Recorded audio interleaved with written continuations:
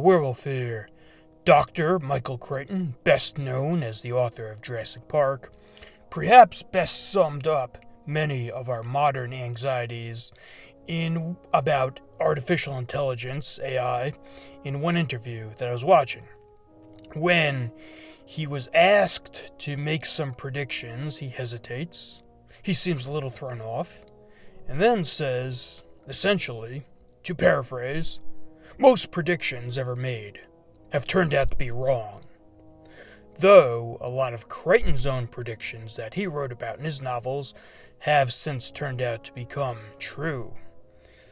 So I was watching his original Westworld movie from 1973 that Crichton himself wrote and directed, and I noticed a very specific feature about AI robots mentioned in the film that proves disturbingly accurate to what we're seeing today.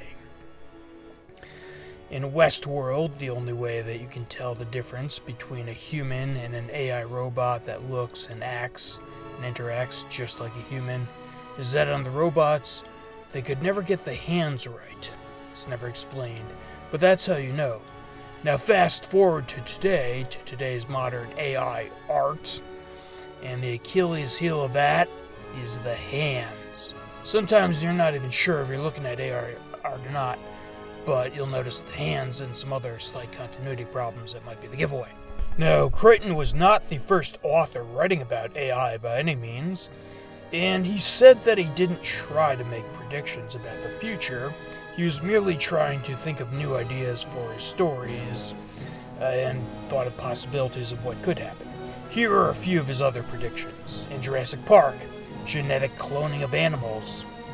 Well, we don't yet have dinosaurs, but scientists have cloned some existing animals, including sheep and even previously dead mice.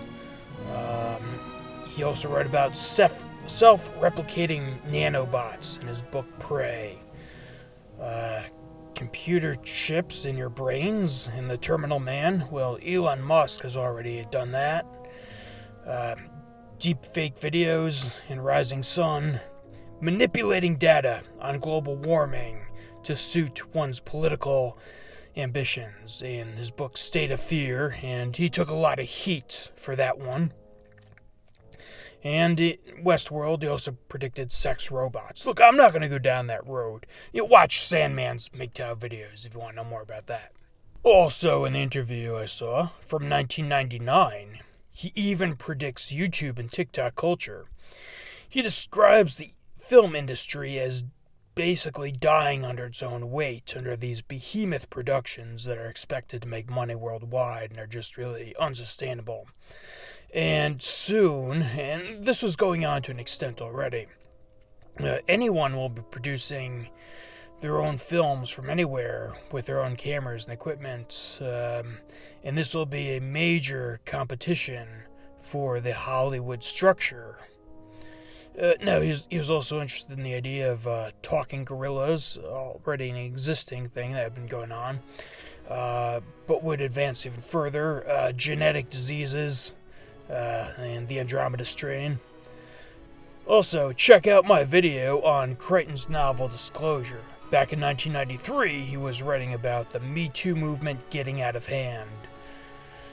Also, I found a TED Talk from 1992 where he was worried that soon we'd be spending too much time on the World Wide Web, and this would abridge our attention spans, stifle our creativity and ingenuity, and also have all sorts of unintended consequences, altering human behavior not directly related to the internet, including government surveillance states, and everyone knowing what you're doing at every time. And this was back in the era of AOL dial-up. You know, in his 1993 novel, Disclosure, the drama is heightened in one chapter through some scandalous emails. Now, Crichton takes the time to explain to the reader what email is, because this was at a time when it was relatively new, and back in the era where if you spent too much time at a computer, you were thought of as a nerd or a social recluse. Now today, if you don't have a smartphone, you're thought of as weird. Now, Crichton was not against new technology. He describes himself as being excited as a writer, a creative person, to throw away his typewriter when the first wave of computers came out.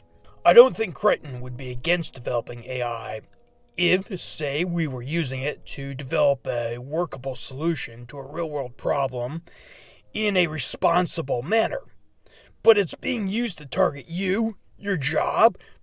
To add insult to injury, they even have AI programs at these big companies to figure out which people to lay off. Spend a little bit of time on the World Economic Forum's website.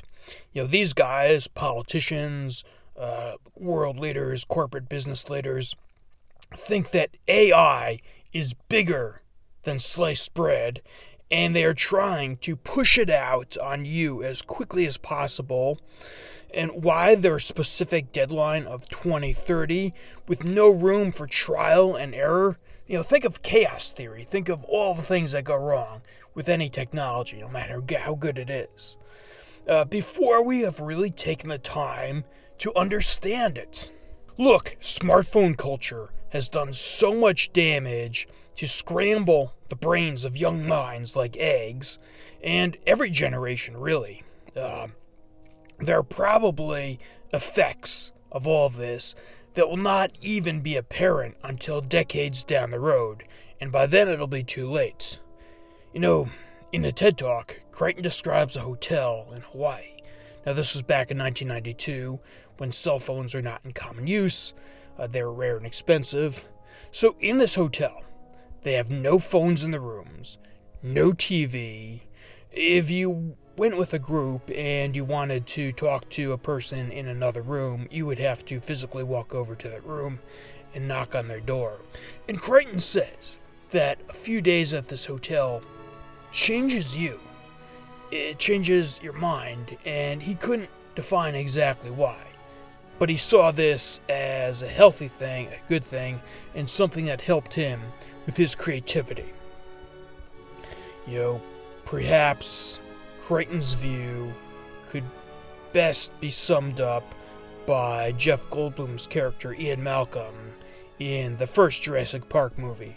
Now, Crichton says that Malcolm represented him and his point of view.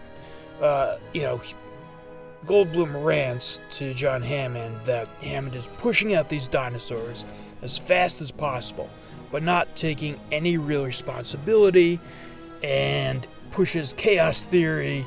That's Malcolm's thesis in the book, and something goes wrong, and then everything goes wrong. I will post a link to the interviews in the comments. Thank you for watching, and until next time, life, liberty, and a pursuit of...